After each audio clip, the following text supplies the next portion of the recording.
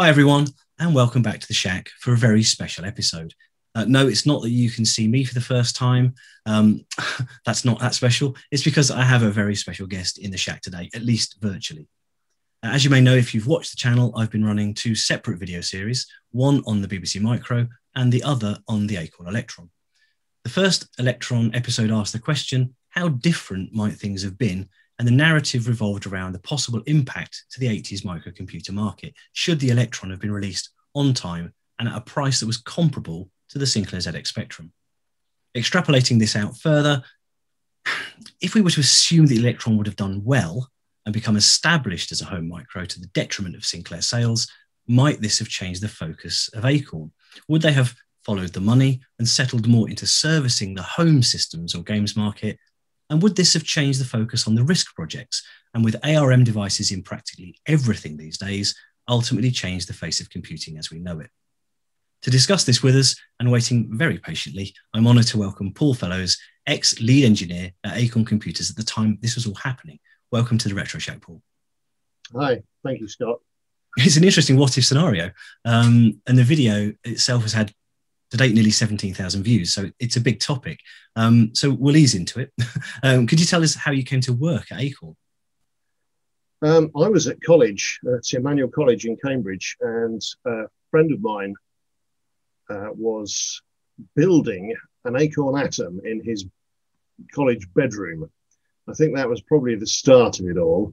And I previously played around with an RML 380Z, great big tank of a machine, I remember reset machines, and taught myself to program in BASIC. But they were, huge and fantastically expensive. And so when I discovered that there was such a thing as the Acorn Atom, and at a very reasonable price, I started getting quite interested, and soon learned that it was about to be superseded by the BBC Micro. So I raided my piggy bank, stuck my order in for a very early BBC, and it arrived some 4 or 5 months later due to the huge queue that I was in. And then, to the detriment of the rest of my degree, I spent an awful lot too much time programming my BBC Micro in my college rooms, writing, I think the first program I wrote was Sphinx Adventure. Wow. Which was published for both the BBC and the Electron by Acornsoft. And I was paid a small royalty for each copy, so it was very nice because it sold quite nicely. And then that soon led to me sort of gradually getting more and more involved with trotting into Market Hill and talking to the guys there, to Tim Dobson and Jonathan Griffiths and David Johnson Davis, who ran Acornsoft. And so when I'd finished my second degree, which was in computer science, I already had a job offer from them to go and be in charge of, or a key member of, the computer languages group, looking after all of the languages. And there's a theme there, because Sphinx Adventure was a natural language processing engine, really, with a game attached. So I was very interested in how you could enter text and have the computer understand it. And it was therefore very much related to my next project, which was a Pascal compiler for the BBC Micro. You'll be pleased to know, Paul, that Sphinx Adventure has beaten me. I've never finished it. I've played it many times back in the day, but it's never managed to finish it. I might the whole generation. I might have to tap you up for the solution later. If I can remember. So when you had the BBC Micro in your midst, did you think it was a great machine? What were your thoughts? Had Acorn got it right? Yes, very much so. I'd also previously played with a Sinclair Z80 and ZX81. And the B was a revolution, really, because the operating system was a proper operating system that really, there was a clarity between what the operating system did for you, what was yours, what belonged to the operating system, and how the languages interfaced with that. Whereas in the Sinclair machines, they were always crammed in that little bit more, and broke down the boundaries between sort of good structure and organization in order to achieve a degree of compactness. So it was a different compromise. And that meant that you could more easily do more things on the BBC Micro. And you had all those lovely I/O ports and peripherals and everything else, and it all worked in an organized way, so that if you wanted to know, I don't know how many seconds it was going to be before the sound buffer was empty, there was an operating system call for that. You didn't have to go poking around in machine code. You know, whatever you wanted to do was just there on tap, because the OS had really been thought about. It's a very modern concept now. I suppose it was really earth-shattering at the time. Well, it was a signpost to the future, really. It was built on proper computer science principles, rather than sort of spaghetti programmed together just to make it work. And it did make a difference. And that was partly enforced by the architecture with the ROMs and the sideways ROM organization. You really had to be organized, but it was just a discipline within the guys that, you know, were ahead of me in being at Acorn and creating that structure in the first place. But you mentioned obviously Sinclair and they're doing things in a different way. How closely were Acorn keeping an eye on the competition and what Sinclair and Commodore, etc., were doing? We used to try and get hold of their new machines as quickly as possible, and see what they were up to. But really, I think we kept an eye, quite a close eye on Sinclair. Also on Commodore, less so on some of the others, because they really didn't have the resources or the wherewithal to really be much of a problem for us, we thought. I think we were a little bit surprised when I think the Amiga was probably, and the Atari ST520, they were quite a nasty shot when they came out. I'm guilty, Paul. I had both of those. I apologise. They're very nice machines. Indeed.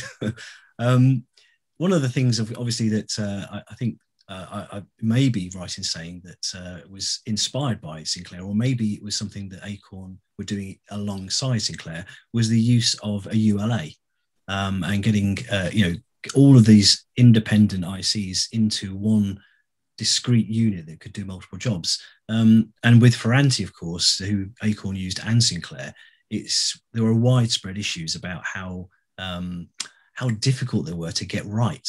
Were those rumours, were they true? Were the issues as widespread as was reported? Yes, I think so. I think both the BBC Micro and the Electron suffered from issues with the ULAs. The main ULA in the B Micro principally suffered from overheating. That was its real problem. It worked provided it was kept cold enough. And if the heatsink came loose, then it would start to misbehave pretty quickly. So that was its sort of biggest difficulty. The Electron ULA just had some design faults in it. They'd gone even more to town in trying to take much more of the general architecture of the BBC system and pack it into the ULA to try to keep the chip count down, PCB size down, and therefore cost down. And it didn't suffer so much from the heat, but it just suffered from not quite working. And part of the reason was, I think, if I remember correctly, and I wasn't directly involved in it, but I talked to the people who were tearing their hair out over trying to make it work. And that was really, they didn't have the simulation tools that you have these days. If you're designing a chip these days, you will design it and simulate it in incredible detail before you ever press the button to go and make one. Yeah. And you'll be pretty confident that it's going to work when it comes back, because the simulators and emulators of all the systems are so accurate knowing all the constraints. And that sort of stuff just didn't really exist back in 1982, 3, 4. And so you were relying on the skill of the designer and a bit of luck to make sure that everything actually performed the way you thought it was going to. And they definitely had issues with the ElectronULA. The first ones came back and just didn't work. Yeah, I've spoken to a couple of engineers who worked in repair centres who said, it was a significant number of machines they would end up repairing on a day-by-day basis, and the ULA would literally rise out of its socket and all sorts of crazy things as well. And I remember opening machines from the early 80s and finding bits of wire and extra chips, and as you say, they were often fixed after they were made, before they were shipped. And there's the very famous case, of course, with the Sinclair QL, where it was shipped with half a ROM and the other half slotted in the back on a dongle. With all the problems of the Electron, I think it ultimately, in my view, I hypothesized that it was all really down to timing and price. Do you think the Electron would have made an impact on the market if it had been released on time and at the right? Yeah, Scott, that is such a good question. It was late and very famously missed the Christmas market. We were hoping it was going to hit the stores in around September of the year in question, and it just didn't. And we had something like 400,000 orders for it, I think it was, that couldn't be delivered because of problems with the ULA and the fact that it just wasn't getting anywhere near the yield on the machines off the end of the production line. And so it was delayed, and it finally, 500,000 machines arrived in January, but it was suddenly and catastrophically too late because the market was moving fast at that time. Your shelf life of a particular design really to hit the right price point was a year, and if you were a few months late, then you'd lost a substantial amount of your market. So at £200 in September, it would have cleaned up, but by the time it made it into the shops in mid-January, the market price for a machine of that power was down to £125, and Acorn couldn't really make them and make a decent amount of profit selling them through retail, with all the retailers, their margins and what have you, just wasn't economic. And that was partly down to what other people in the market were doing with the launch of things like the Spectrum and the price that was at. Sort of competition was ramping up, and being late into the game just made all the difference because of a knock-on effect, in that if you didn't have the sales volume, then it wasn't worth everybody's while doing the necessary software porting over onto it. And then that undermined the desire of people to buy an Electron because they couldn't get their favorite titles on it. And of course, the reason for that was because of the 4-bit wide memory. The 4-bit wide memory was, I think, a design compromise too far, in that it was done for price reasons and because of the availability of chips. In fact, suddenly found they couldn't buy the same memory that we were using for the BBC Micro anymore. So the only way to do 32K was to use these differently architected devices.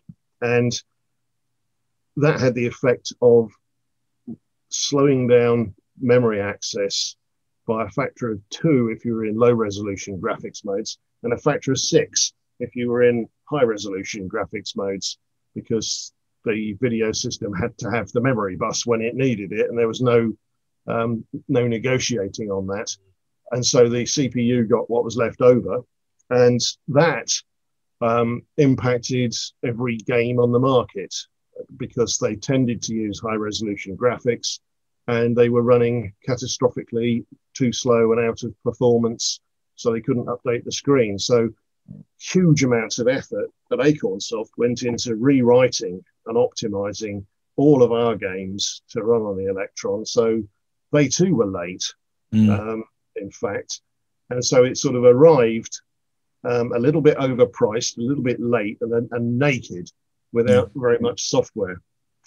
I do remember, Paul, and it's a common theme in the questions in the comments as well. People, going to Dixon's and standing there, and there's a wash of Spectrum games and 5 Electron games, and it was I suppose heartbreaking for those children who'd got an Electron, albeit late, to then find out that their favourite games weren't available.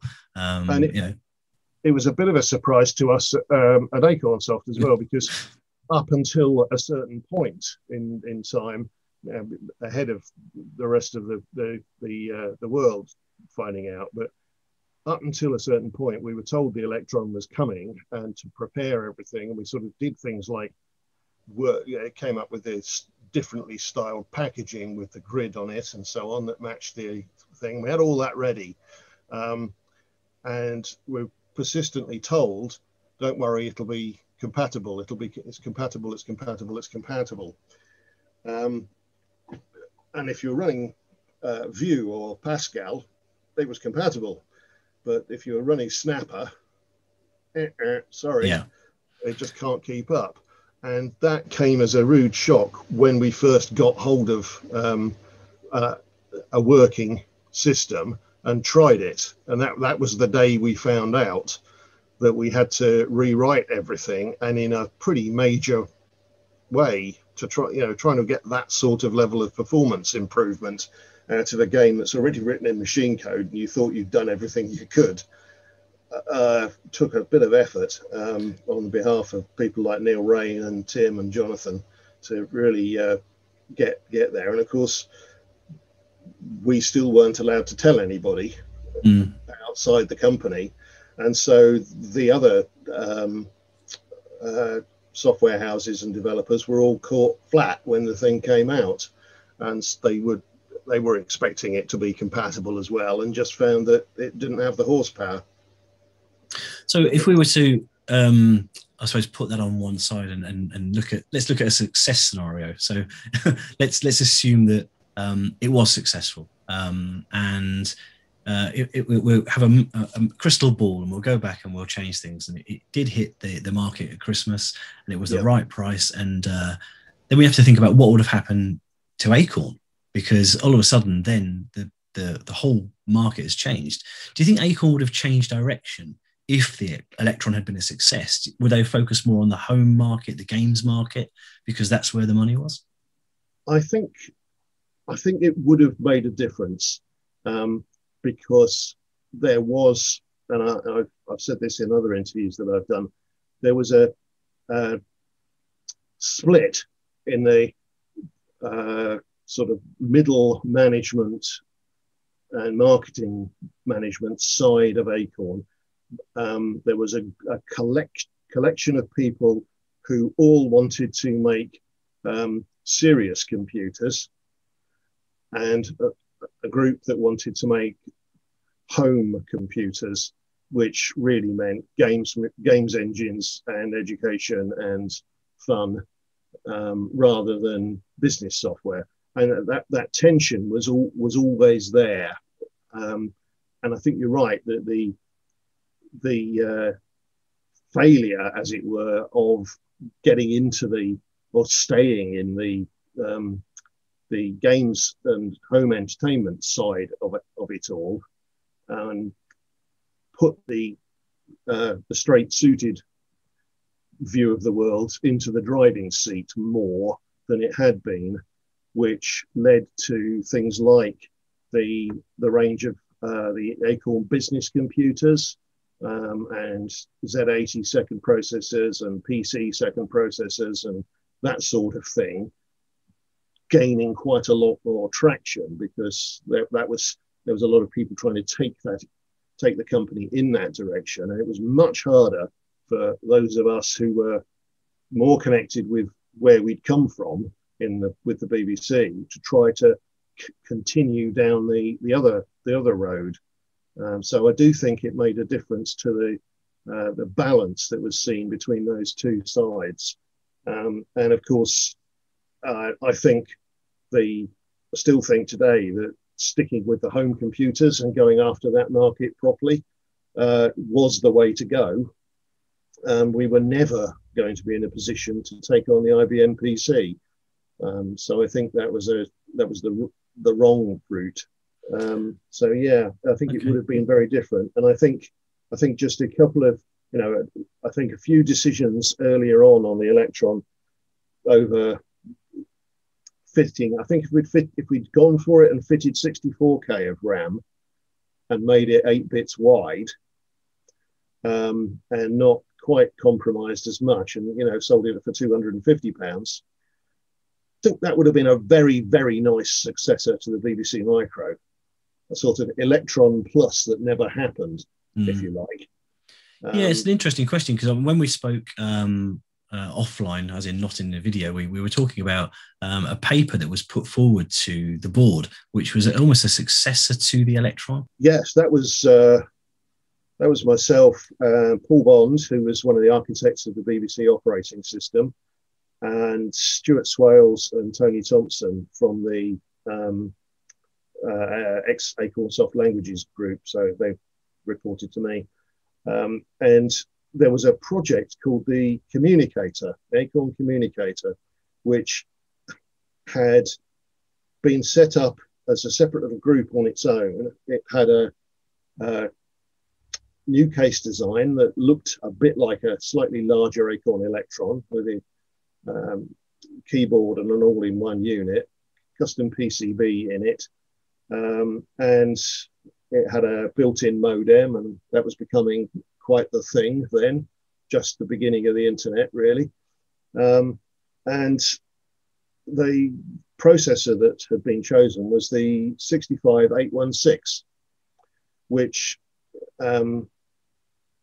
was a 24-bit address range processor, so it could address 16 megabytes of RAM if you could afford to assemble that much RAM, and had the ability to run, you couldn't run the software straight off the 6502 on it, but the process of transliterating assembly language from one to the other by a sort of competent programmer would have gone pretty smoothly.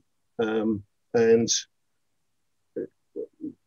the Communicator existed and was going to be sold, but it was going to be sold purely as a sort of glorified fax terminal to British Telecom. And we had kind of one customer for it, and that was it. And it was done in this little sort of box over here somewhere that wasn't allowed out to play in the main market.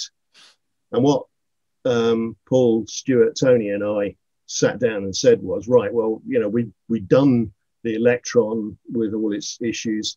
We'd got the master, BBC master machine was there, and it was a question of what to do next. And we wrote this document, spent all night round at Paul Bond's house doing it, literally finished at 6 in the morning, and went and got cleaned up, and then went to work to deliver it to the board meeting, and presented this paper saying what we should do next was to really follow the Electron style of machine with the minimum set of processor, keyboard, memory, and expansion interface. And the expansion interface would then give you a disk drive and the cartridge ROMs and all the other good stuff, and the modem, but use the 65816 so that we could stick 256 kilobytes of memory in it, all addressable straight away, with an expansion going up to a megabyte if you wanted it. And that would have been a nice machine. Didn't have to build one, did you, Paul? They ran at 8 megahertz, these things, so they would have been 4 times quicker than the BBC Micro. And that was our sort of proposal, really. But it didn't happen. Wasn't to be. It didn't happen. As the Acorn successor didn't find traction, unfortunately, from that board meeting, I take it that did that lead focus then onto the RISC projects and how they would become the focus for Acorn? Yeah, it's interesting, actually. I don't think many people realize, but the RISC machine had been around a long time. The idea of Acorn designing a RISC machine, it was in existence before I joined. And so in the days of the BBC B, before we'd even produced the B plus or the Electron, the germ of the idea was there, and it was absolutely top secret and known to hardly anyone. But on the quiet, people were sort of mentioning it in hushed tones as a thing that might happen one day. And so, yeah, we're talking late 1984 when we were talking about this sort of Model C stroke Electron plus stroke sort of machine, really aimed at competing with and undercutting what the Amiga and the Atari were doing at that time. But the first ARM processors were actually on the point of being made back in 84. Wow. And they saw the light of day first in those tube interface boxes that plugged into the BBC Micro as the Acorn ARM development system with a bunch of memory and running at 8 megahertz. And we at Acornsoft managed to get hold of one that was by, I think, rather unusual tactics. They were short of people to build up some of the prototype machines. So we said, we will build 4 and give you 3 back if we're allowed to keep the other one. Nice. Again, the usual suspects, Stuart, Tony, myself, and Richard, spent all night building these machines up and managing to keep one. And when we got our hands on it, it just knocked your socks off as to how fast it was, because it was fully 32-bit. Might only have been 8 megahertz or indeed 6.6 megahertz in the very, very first ones. But it was so much quicker. It was 30 times the speed of a BBC Micro.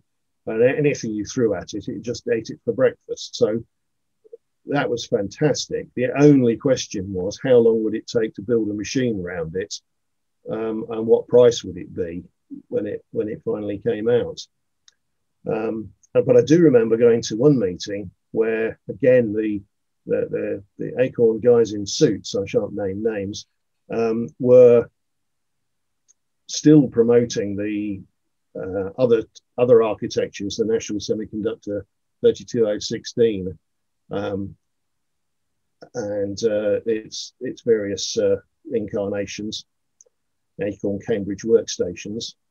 And we asked them very much the same question. What do you think the advent of these ARM machines means for this?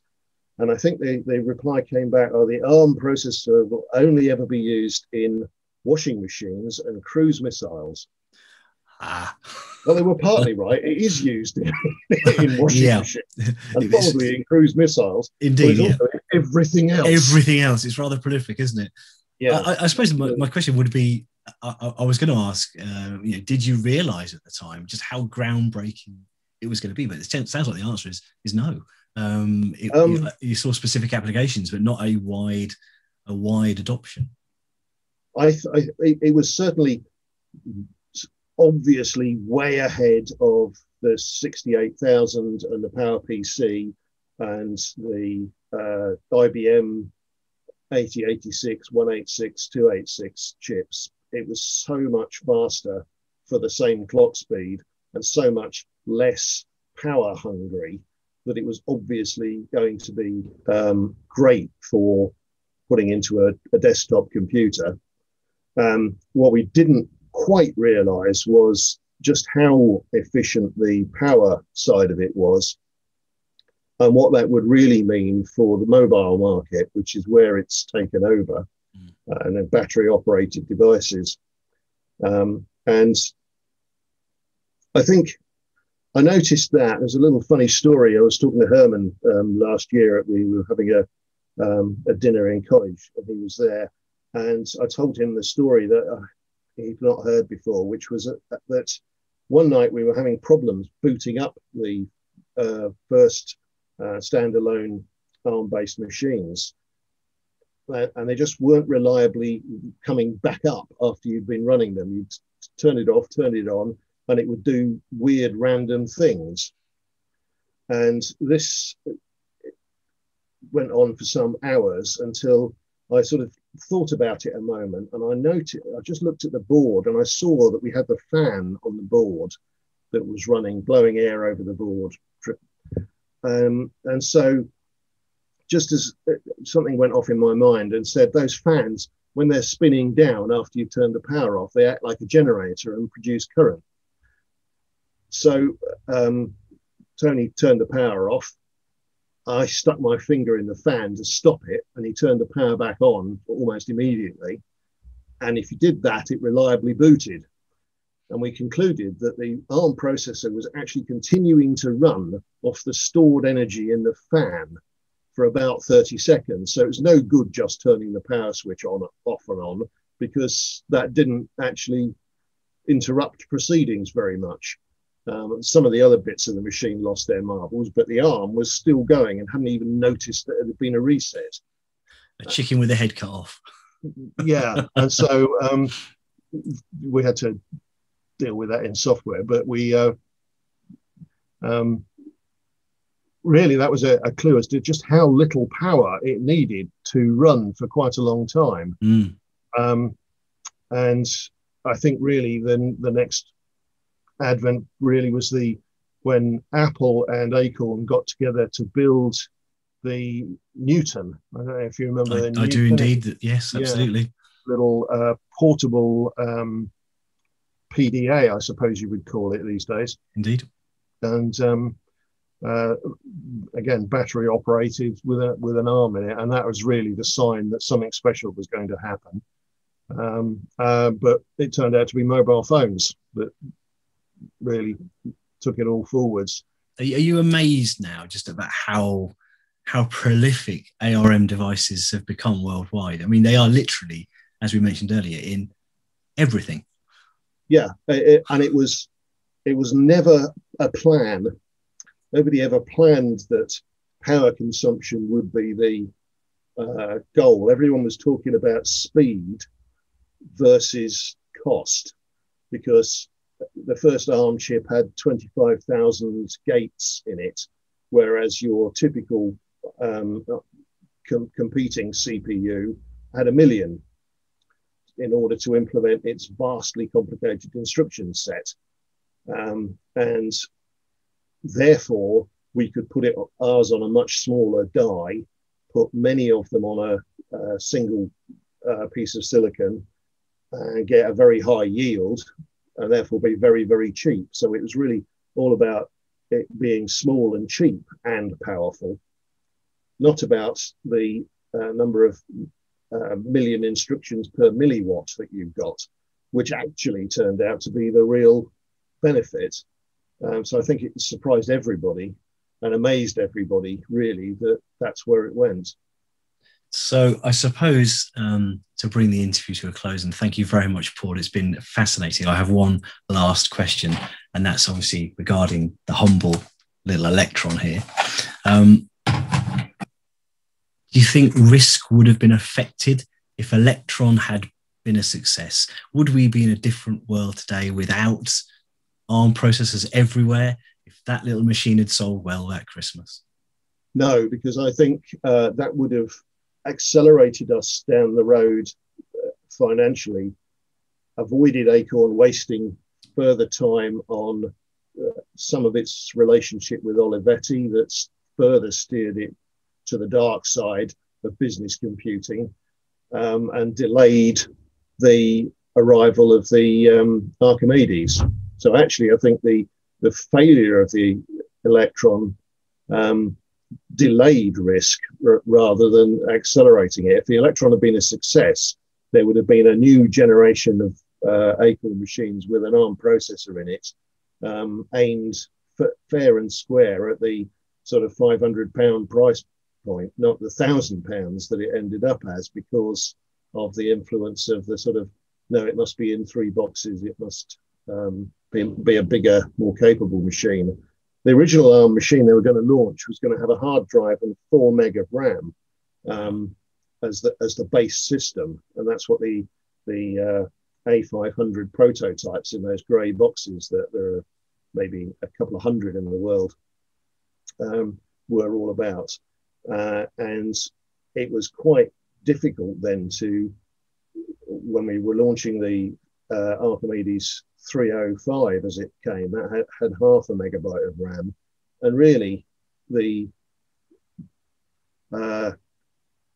balance between the amount of money you were spending on the processor and the memory, and the amount of money you were spending on all the other guff and the power supply that could drive vastly more peripherals and so on, was out of whack in that machine. And it wasn't until we got to the A33020 that looked more like a BBC Micro that sanity had prevailed again. Well, I think we can consider that a definitive answer. The Electron had to die in order that RISC, like a phoenix from the ashes, I guess, could come up and take its place and drive the world. It was going to happen at some point. The 6502 was going to be replaced by the ARM processor. The question was that what was the route? Route 1 would have been a successful Electron, selling 1 million of them, having enough money to then build something to follow it, and that being clearly the market to go after. But it didn't happen. Didn't happen. Well, I never owned an Electron back in the day, but I do own one now, and I have to say it's a great, fun little machine. Part 2 of the series will be refurbing it and making it look factory new, and looking at some of the new things, or not necessarily new, but some of the ELK 64 SD card solutions and stuff like that. And it amazes me, and I think it amazes many viewers of the channel as well, just how these, let's be honest, quite old machines now. Some of these are 40 years old, but people are still doing amazing new things that breathe new life into them. And I find it fascinating and humbling, and in equal measure. And I think it's great. Paul, thank you so much for your time today. I very much appreciate it. I'm sure the viewers of the channel will as well. And I wish you every health, happiness, and success for the future. And if you've got another, cracking idea for something, count me in. I want to be there at the ground floor. Fantastic. Thank you very much, Paul. Thank you.